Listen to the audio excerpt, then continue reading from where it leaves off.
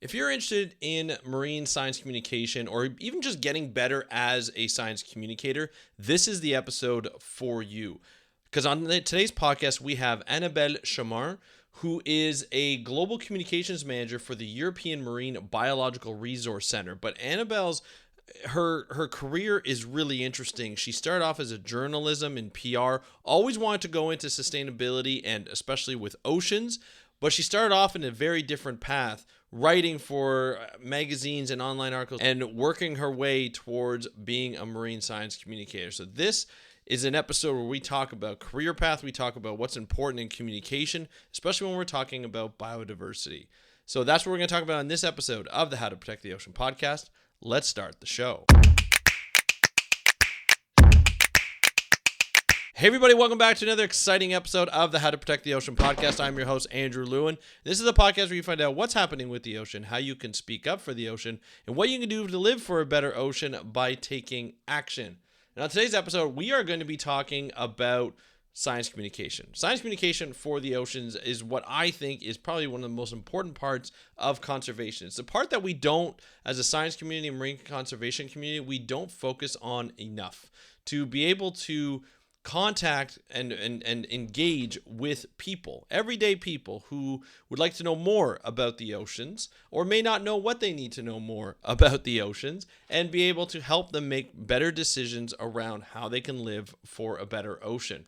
And today we're going to be talking about science communication because we have Annabelle Chamar, who is from Paris. She is at this point, a global communications manager for the European Marine Biological Resource Center. She is located and based out of Paris. She's also been the the senior manager for communications and media at the Marine Stewardship Council, MSC, and she's also been a senior communications for Ballot, which is it seems like a communications PR firm in Paris. And so, a lot of great experience that I don't necessarily have.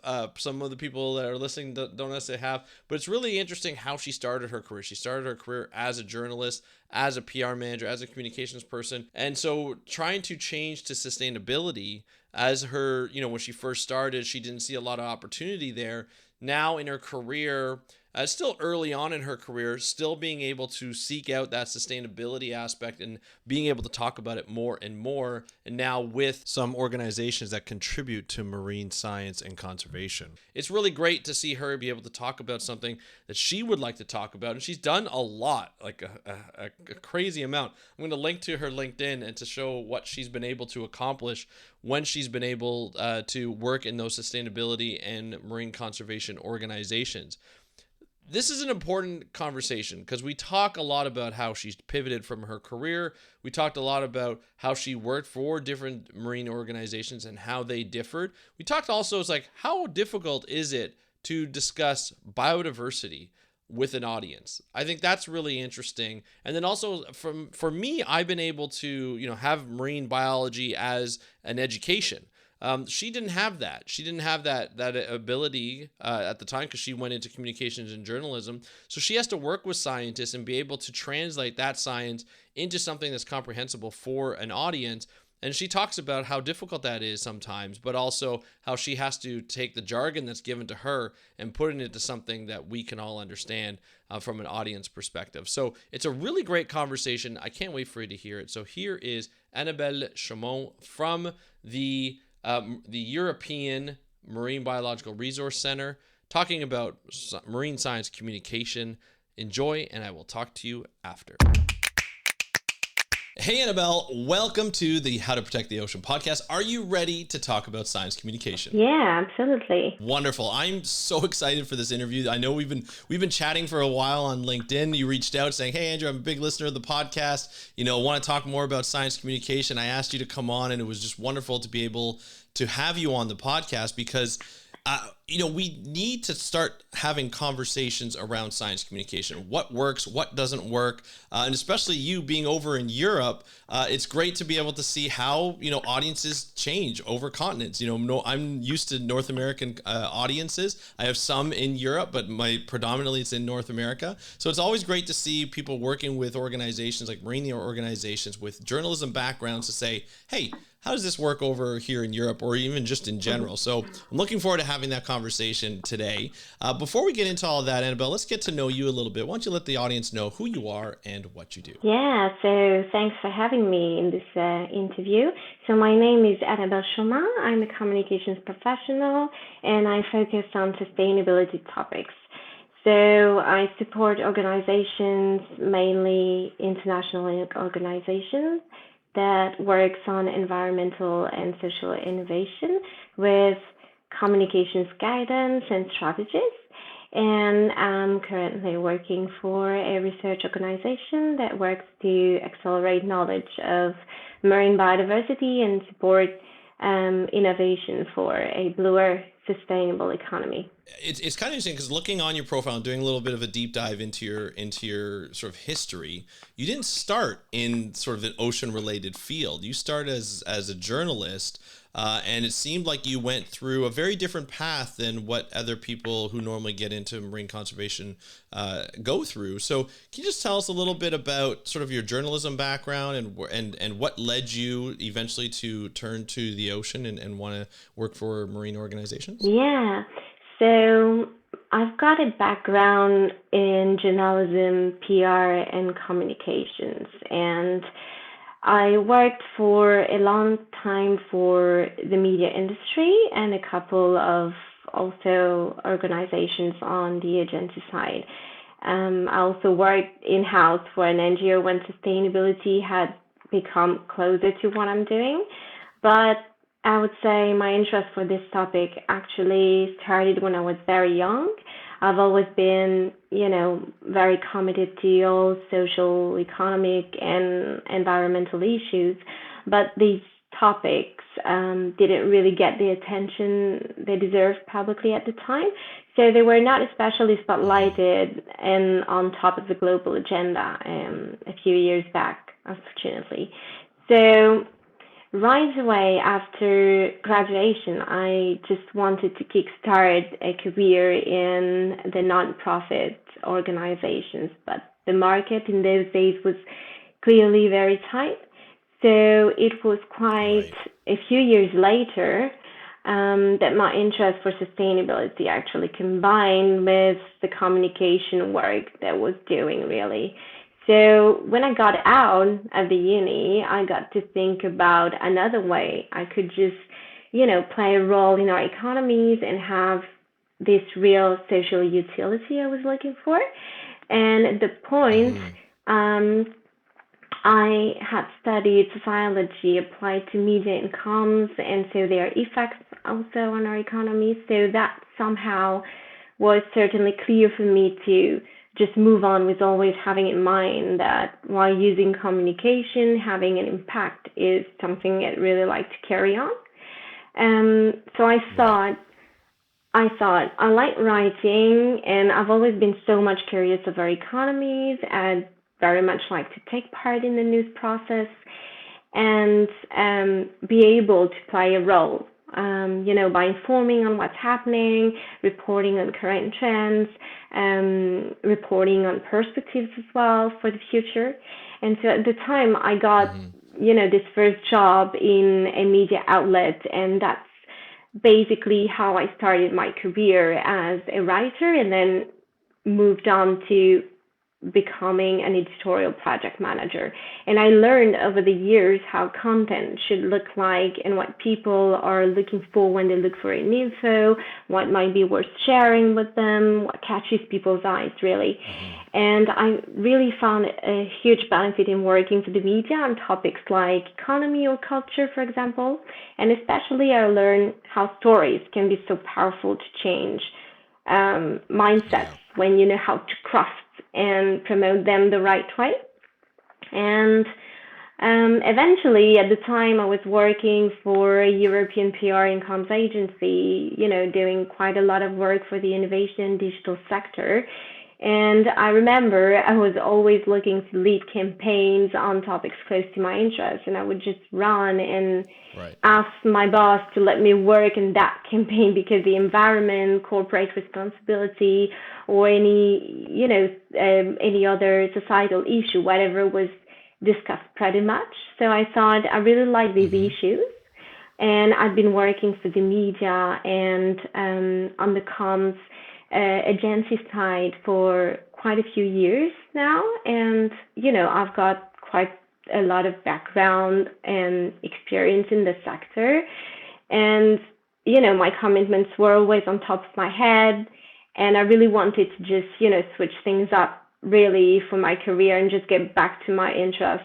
And so at that time, I remember that, things were also moving around too for the world economy. And the COVID pandemic also brought in the market many new opportunities. So I ended up working for this NGO a few years that was specialized in sustainable fisheries, environmental sustainability, and basically ocean preservation. And so I helped them with their communications, their growing engagement and visibility of their activities, and I think that was a tipping point. I guess that's probably where I started to focus on the sustainability part full time. When you pivoted from working as a journalist for many of those magazines to going more towards environment and sustainability, like the PR firm that you worked for, was that a difficult transition to make? Like, were they, like going from one area, like in journalism, like one, sort of like, I guess it's like a genre to a different genre. Do you find that was a difficult transition to make? Just from an experience point of view, because I'm sure people are looking for people who had experience, writing for sustainability and for the environment.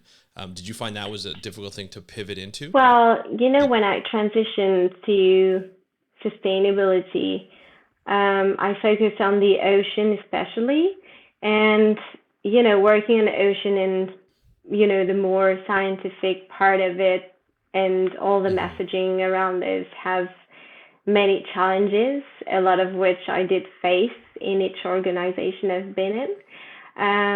And so, Right. I've been working on environment and science issues for quite a while now. And the organization there, they have marine biologists, they have oceanographers, they have data scientists, genomics experts, engineers, scientific project managers. Some of them are also specialized in sustainable fisheries or aquaculture, whatever. And at the time when I was transitioning, I didn't really, know what I really know now, which is Yeah. the fact that these organizations needed actually people to transcribe what they say into comprehensible sentences. And so, Yeah. that's where I thought I could really play a role in that, help them Mm-hmm. take some distance and take some pause from all the jargon, the sciencey terms, and all, these complex acronyms that they have and so forth. And I think, the science work is so important, but it's also essential to translate it, Yeah. question what to say and how. I think that's something that people constantly overlook, is to get to know the power of words and images really well. And I think that's something that real communications people can actually bring.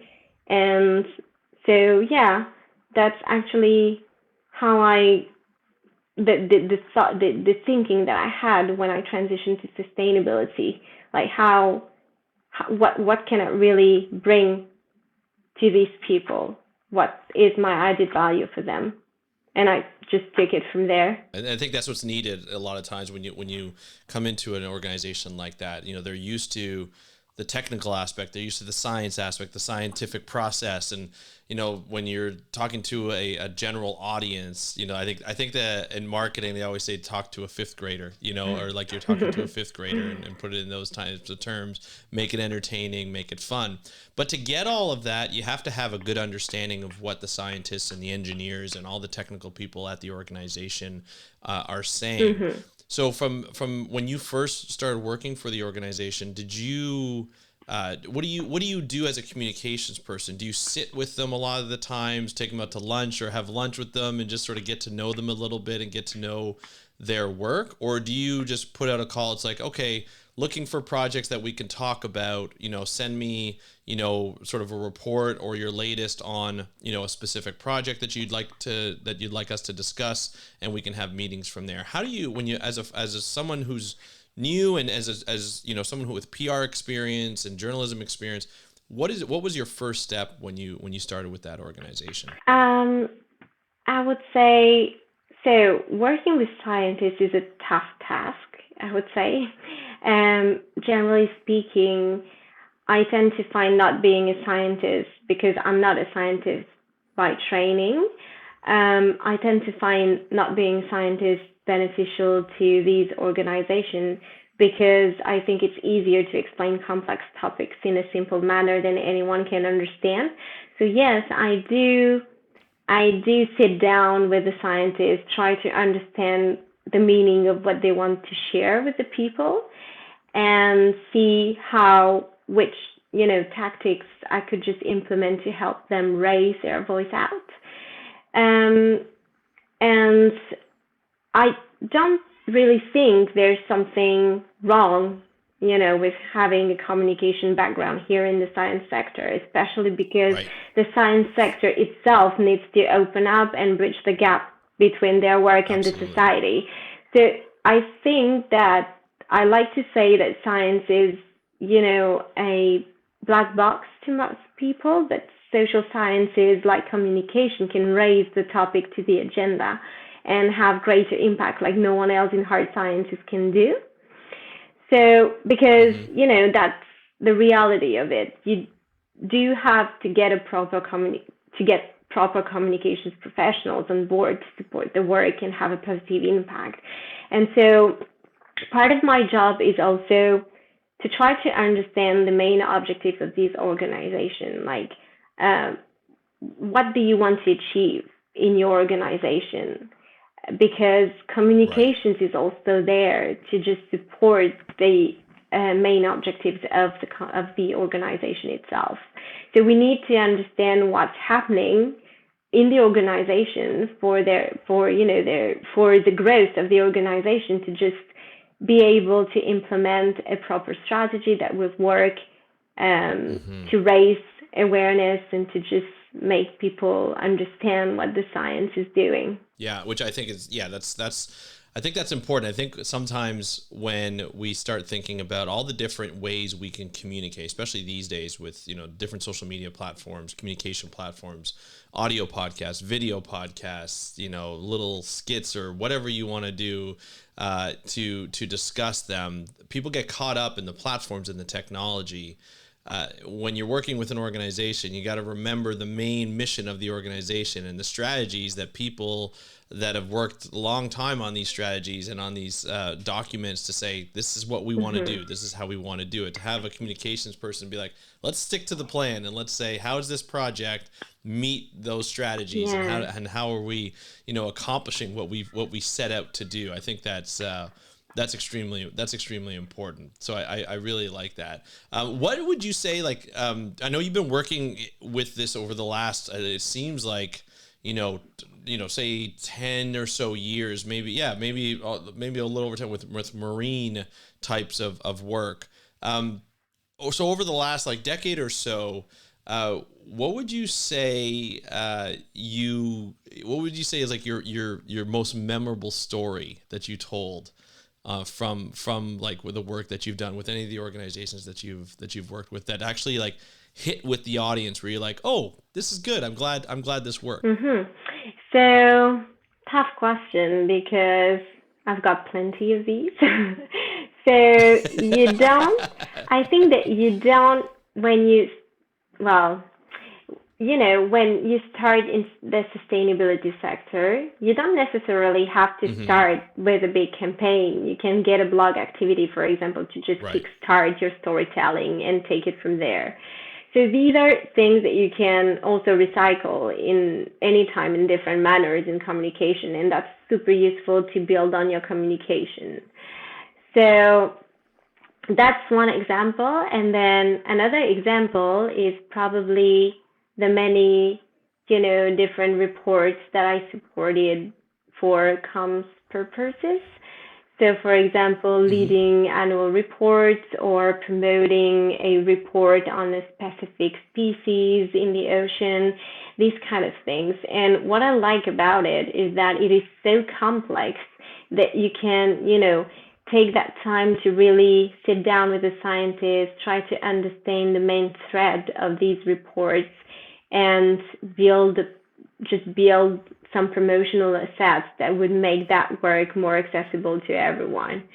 And I think that's a huge relief when you get to the point that you've done it and that you just succeeded Hmm. in making people in the world understand what this report, which is basically something very sciencey, um, and yeah, just make people understand what's in there and bring that added value of being able to just give much more explanation to people that are not, scientists by training, or that are just regular people and that are struggling with understanding what the science is meaning. Right.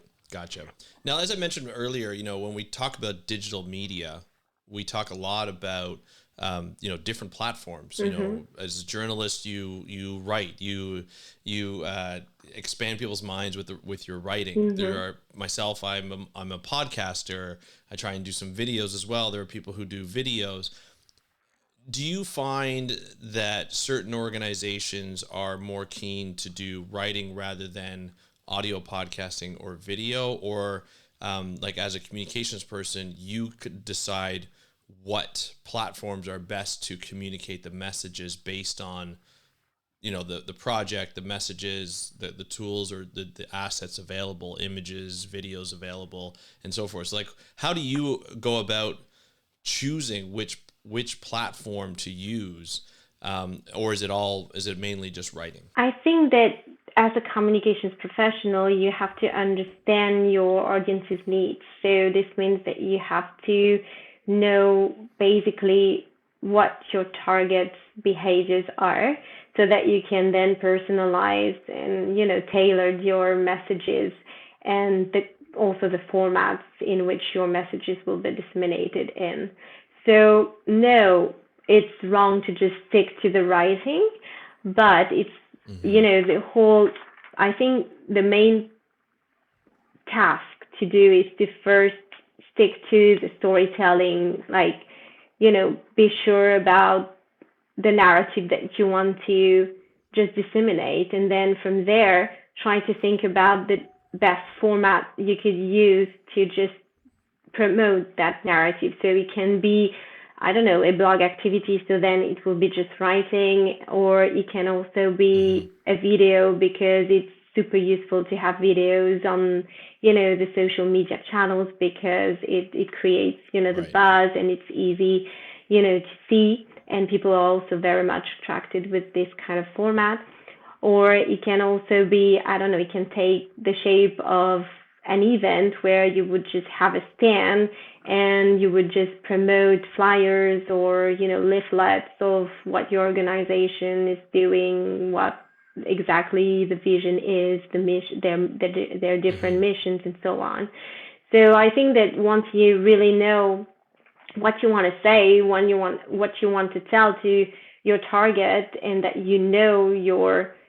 the specificities of your audiences, and how to customize your communication. And that's absolutely essential, I think, as a communications professional, to just be able to anticipate this and to just readjust Hmm. whenever it's necessary. When you talk about an organization, do you get a lot of the people who work, the staff scientists and biologists or policymakers that work on the policies of the organization and work with policymakers in the different countries where it's in?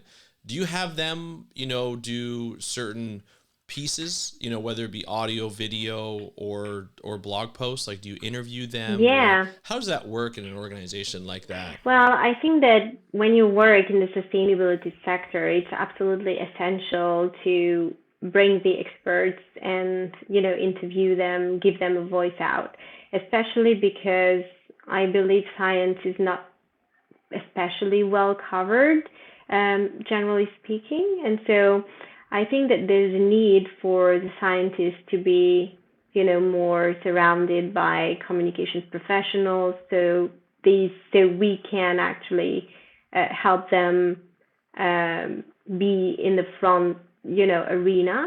And so yes, I would say I ran a lot of interviews with many scientists, so marine biologists, oceanographers, engineers, PhD students that were specifically working on a project. And so Yeah. this helped a lot reach that, thought leadership aspect that we wanted to implement, whether it was in an NGO or even in the more, scientific research organization. I think it's super important to give them a voice, so that they can express really what science means, and, be able to help them with some specific questions so that they can build a narrative that everyone can understand as well. I think it's absolutely essential to give them the micro. Yeah, I love that. I think that's wonderful. Now you work as a global communications manager for the European Marine Biological Resource Center. That seems like a big organization, like with a large sort of I guess topic base. You cover a lot of topics for the EU, the entire EU, which is, there's a lot going on in each country within the EU. I can just imagine how many stories and how many people you work with just to amplify those stories and to get them to be talked about. But one topic really stood out to me, and I always find it's a challenge within communications, and that's discussing biodiversity. As a scientist and as somebody and a conservationist, you see that word in a lot of policies. We need to protect biodiversity. We need to manage biodiversity. We talk about being in, sort of the sixth mass extinction stage or era in our planet. And so there's always a dire need, but I never feel as though biodiversity hits well with audiences. Like, I don't know if it's one that they just don't understand it, or the ramifications aren't, like, the consequences aren't as direct, and they're more indirect. But how do you approach creating sort of communication pieces on biodiversity, and biodiversity projects? Yeah. So biodiversity is, I do believe it's an important topic to speak about. Environmental crises Right. are global. So, when looking at what the science says, it's a fact. And the social and economic impact is absolutely important as well. And so you can't solve problems in our environment without communicating on biodiversity and, just explaining the science behind. And obviously, this will have an impact on our changing economies too. But this complexity brings lots of challenges too. So research and innovation have always accelerated progress, but science is still, I believe, too locked down in laboratories. So it's important to empower, I think, the science sector to integrate effective communication to, shift perceptions and just bring change. And for example, by running a joint communications campaign to increase awareness of ocean observation, let's say, or sustainable fishing through, for example, a website, a video, articles.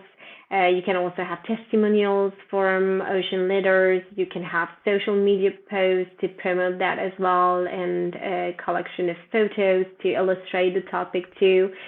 So I do believe that this kind of activity, so for example, creating the campaign, is powerful because, to speak about biodiversity because it's tailored and it creates this momentum that we need to boost the awareness, whether it is for your organization notoriety or for the societies to just be aware of what's happening and what the solutions are. So the greatest thing about this kind of activity, I would say, is you can introduce the world to the importance of advancing and sharing marine science to tackle societal problems. And that's really important, I think, for the public to know that, so that they can then take action from there. Because once you just explain the complexity of it, then you feel more comfortable with thinking about what kind of action I should be implemented to, play a role, do my part, and, make sure that I play also a role in this transition towards sustainability. Yeah, I think that's a great way of approaching it. Now, I have to ask, as we kind of come to the end of this interview, I always like to ask this for people, especially in communications, is, you've had a lot of experience working on a variety of different topics. You're still young in your career in terms of it starting up and going through it. What would you like to accomplish? Like, what's the one thing you would like to see in your career from a communications? Like, it could be a project that you're working on. It could be a specific topic that you would like, or maybe a reaction to some of the topics that you're talking about. What would you like to see that you always dream about and just be like, I would love to accomplish this, or I'd love to get this done before my career is done? I think that I'm really happy with talking about sustainability, especially because it's on, as I was saying, top of the global agenda. And I do support, the different activities that we have around that to just boost the move towards a more sustainable future. But I think that I'd really like seeing new narratives coming out and just, be able to combine them with the limits of our natural environment. That's something that would be super, I would say, proud of doing, which I think is something also that I kind of try to work on at the moment in the different organizations I've been in since I joined the sustainability sector. And then I would say there are also different other topics we absolutely need to cover, I think. Environment, obviously, but there are also related social questions as well that are particularly interesting to work on, and I would pretty much really like to elevate in the public discourse to, like, food insecurity, gender equality, and social justice as well, which for me are also part of this transition towards sustainability that we are carrying on. Yeah, we've finally realized in the marine conservation world that all those topics have become critical to a successful conservation progress, and I feel as though we're just scratching the surface in terms of diving into those topics and realizing where we need to improve in our conservation processes around the world, not just in the EU, not just in North America, but around the world. And so seeing more articles and seeing more pieces around that, I think is a great topic, because they're all intertwined within the topics of, marine biodiversity and overfishing and all these types of consequences that we see from our disturbance of the ocean. But they all have those types of topics underlying that can impede progress on achieving success in conservation. So I would love to see those types of more articles like that. I'm starting to see it. I'm starting to see conferences. There was an Upwell conference in Washington, D.C. recently talking about ocean justice and gender and racial equality in the marine conservation process. And I love that kind of stuff, and looking forward to seeing more and more on that. But Annabelle, This has been wonderful. I'd love to invite you back on as you start to see more of these types of pieces come out, and you have more to discuss, and seeing what you're up to down the road. I'd love for you to come back on the podcast and tell us all about some of the pieces that you've wrote. I want to thank you so much for sharing your career path and what you've been able to accomplish, which is unbelievable. And I want to thank you for just doing what you do. I just absolutely love it. So thank you so much for coming on the podcast, and looking forward to having you back on. Yeah, thank you very much, Andrew. Thank you, Annabelle, for joining us on today's episode of the How to Protect the Ocean podcast. We appreciate how you shared your career in, science communication, as well as communication in general. Really interesting to see that transition happen, that pivot, and always keeping your dreams ahead of you to be able to say, hey, you know what? I want to make sure that I am following my dreams. I want to make sure that I'm contributing to sustainability in today's world, and I'm doing that now. So congratulations. I know that's not an easy thing to do. You're working with some great organization. I look forward to having you back on the podcast to be able to discuss more marine science communication, be able to discuss what it's like to talk about biodiversity, more examples of the things that you've been able to do, and be able to talk about.